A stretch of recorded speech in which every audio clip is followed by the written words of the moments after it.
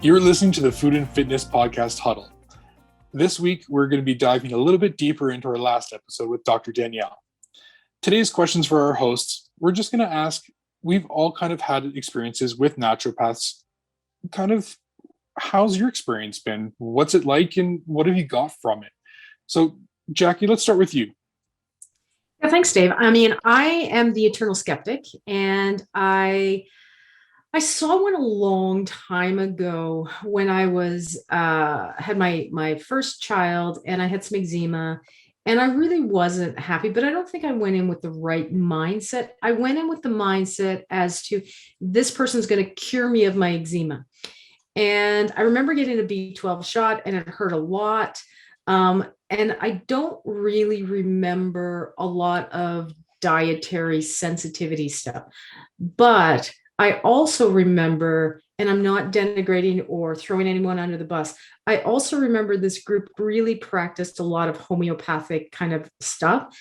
And so I remember Dr. Danielle talking about it, and I kind of get it. But, and I'm not going to get super political here, but they were a group that was very anti-vaccine and kind of more along the lines of you really need to use homeopathic remedies for instead of vaccinations. And I was really torn between these people who were in front of me and kind of what the research was saying. So that added a lot to my skepticism. And so I believe in healing from within, totally, that diet and what you put in your bodies produces what you see and what you feel on the outside. You can say totally, well, you're kind of a hypocrite because you don't eat very well. Yeah. So I knew that, but I wasn't really that educated. And as I mentioned last week with Dr. Danielle, and I've mentioned in this podcast, my goal this year was to run another 50K. And my Achilles just got beyond belief. And I knew that if I pushed through, it just wasn't going to get better. So I was seeing a therapist, and the therapist had said, why don't you try going to see a naturopath and heal from the inside? And I'm like, okay, I totally get it. I don't eat well. I probably should eat better. They're basically just going to tell me and reinforce the fact that I need to eat more fruit and vegetables. So I went in with that kind of mindset, and I was really impressed by the intake questionnaire. It was like 3 pages asking me questions that I don't really see the relevance, but I'm going to answer them anyways. And I get, there's more of a holistic approach, but I'm here. I want my Achilles managed, and that's it. And so now bear in mind, I've had this problem since 2010. So it's been 11 years I've been dealing with this, to the point where it really impacts my quality of life. And to the point this year where I said, I'm just not going to push through it. I'm just going to listen to my body more so. And she had suggested curcumin. And curcumin is an anti-inflammatory, what it's purported to do, and it's related to turmeric. And I'm like, okay, cool. I like turmeric. I do cook with turmeric sometimes, so I guess I'm doing okay. The results were amazing. And I'm coming at this with it's not a placebo. And I know it's not a placebo. It actually made a difference. And it made a difference within, I called her a witch doctor because I said, I can't believe how well my Achilles feel. My training hadn't changed. I was still running, 20 kilometers-ish a week. Nothing had changed except the curcumin. And I increased omega-3s and that type of thing. I'm really impressed with the quality of care that I received from this individual. Mm-hmm. The time that this individual spends with me.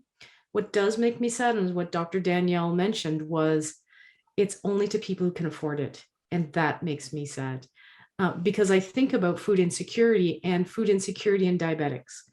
Right? It's not like you can go in and choose things if you're food insecure. It's not like you can tackle your food sensitivities and allergies. You deal with it the best way you can. So that makes me sad. But I have to tell you that I'm super impressed with the naturopath that I'm seeing. And I really enjoyed listening to Dr. Danielle talk about the importance of evidence in her practice as well. So my skepticism is leaning a little bit further away. That's you, great. Jess? Yeah, I got to say that I was a little bit of a skeptic like a year ago too, but I talked on this podcast some of the health issues that I've had over this last little bit, and I'd say I was fairly healthy, let's say a year ago, and then all these things came up. So when I went to my family doctor, they did try this pill. Well, that pill that didn't do anything for me. Well, try this then. And it was just, I felt like they were pushing all these pills and everything, but I don't like taking pills, especially when they're not working and they don't even know 100% that what the diagnosis is. It was kind of just a guessing game. And I was kind of talking to a friend about this. I was just like, you know what? I just feel like they're not even giving me the time of day to figure out what these problems are. They're not really listening to or trying to figure anything out. It's just like, oh, here's a script, go and take it. And she said, well, why don't you try going to a naturopath? And I said, well, I don't know. And I think, and I'm glad that I asked the question to Dr. Danielle about what homeopath versus naturopath, because I think initially my idea of naturopath doctor was that homeopathic doctor. They're very different. So I started doing research into naturopathic medicine, and I found a naturopath and I went to her. And I think just that first it was a 15-minute phone call just so she could kind of understand what was going on and if she would be able to help me kind of start a plan. And those 15 minutes that I spent on that phone, I just learned so much, and she listened. And I think that made a really big impact to me. So I still do go to my family doctor because I definitely see the benefits of, going to your family doctor and your naturopath. Like, they have to work hand in hand, which we talked about on last week's episode too. But what I found, and I think even my family doctor told me when we were going through all of my symptoms, he said, well, on a level of 1 to 10, what's your stomach pain like? Well, probably, it's more uncomfortable than it is pain. And then he said, well, do you have blood in your stool? No.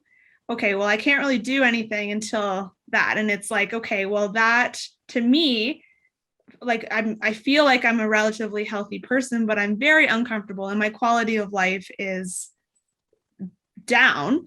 And I don't want to be unwell, but I'm not in that sick category.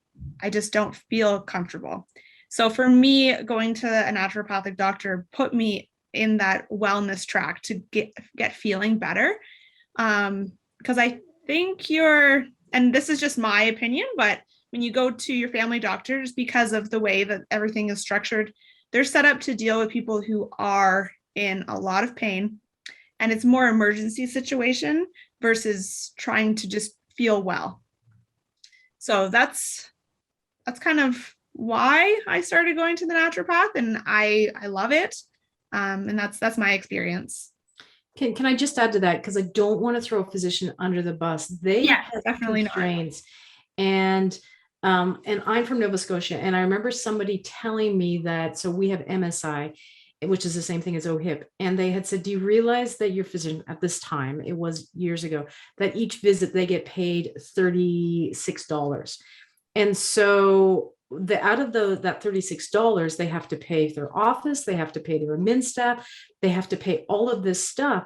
So, logistically, there's things that they can bill for and there's things that they can't. And I didn't realize that oftentimes my physician would talk to me about stuff and he couldn't bill for it. So they are constrained because of the public healthcare system, which I'm assuming most physicians would love to spend the time with their patients. They just can't. Yeah. Dave, how about you? Well, I know for me, I was also very skeptical when I went in because I kind of thought it would be like a hippie experience. And, Dr. Danielle did ask me, she's like, did you have any questions or concerns? And she's like, yeah. And I was like, yeah. She's like, what was it? I was like, that maybe like the words "I can get you off your insulin" would come out of your mouth. And she was like, oh, no. Like, I work with your doctor, not against your doctor. And when she said that, I just like all the stress melted away. I felt so much more comfortable because I knew that she was there on my behalf, working alongside my MD and my endocrinologist just to make everything a little bit better. And when people are like, "Oh, well, why do you go to naturopath?" I was like, well, say I'm running 70% of efficiency on my body. What if I could run it 100%? Like, what would I potentially be capable of when, like, if I could sleep better, if I could hike longer, if I could go, like, if my life could just be that much better, why wouldn't I try it? Right. And I think that's what a lot of people are skeptical of. And if it was accessible to more people, there would be a lot more people who could potentially be living at 100% bodies rather than, sadly, maybe 40% of what they're capable of. So that was one thing. And I mean, I wanted to go in to see if I could be a little bit better as a type 1 diabetic, if my sleeping habits could be a little bit better, if, possible weight or skincare and my GI, like everything like that was just little things as a whole. And we've gone into some food sensitivity testing and some diets that I'm almost finished, and I've seen a significant change in my lifestyle, and I'm very happy with. And a lot of the things I'm going to continue to eliminate from my life as best I can. And I'm thankful that there's sensitivity and they're not an allergy. So I don't have to go to someone's house and, if they say, "Oh, we're going to have white potatoes," I'll be like, "Ooh, no, I can't eat that." Or "We're going to have corn," like, "Oh, I can't eat that." I just might not feel great for the next 24, 48 hours, but I have the freedom to do that if I want to, which I think I really appreciate. That's awesome. Mm-hmm. So I just want to thank you guys for coming in this week and talking a little bit more about your personal experiences. So that's great. If anyone wants to learn more about food and fitness in Dufferin County, follow us for more information. And until next time, we'll talk food. We'll talk fitness. And we'll do it together. Thank you for watching and listening to this week's episode of the Food and Fitness Podcast. Join us next week when we sit down and talk to Alex Maycock, the force behind Maycock Performance Coach, a professional coaching business which designs individually tailored running and cross-country skiing weekly training programs.